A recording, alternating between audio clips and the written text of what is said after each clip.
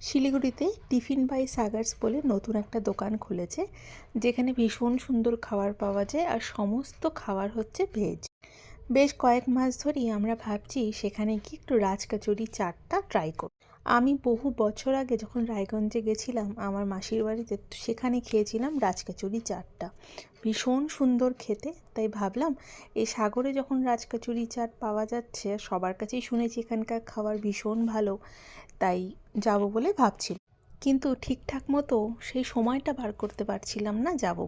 সত্যি কথা বলতে কি, প্ল্যান করে যদি কোনো জায়গায় যাওয়ার ভাবনা চিন্তা করি, তাহলে কিন্তু সেই জায়গাটা যাওয়ার হয়ে ওঠে না। তাই আগের রবিবার রাত্রি 9:30টার সময় হঠাৎই প্ল্যান হলো যে আমরা এখন সাগরে যাব সেই রাজকচুরি চাটটা খেতে।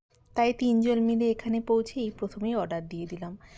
এত সুন্দর দেখতে, খাবার দেখেই মানে মনটা ভরে গেছিলো, আর এত অপূর্ব খেতে তোমাদেরকে বলে বোঝাতে পারবো না।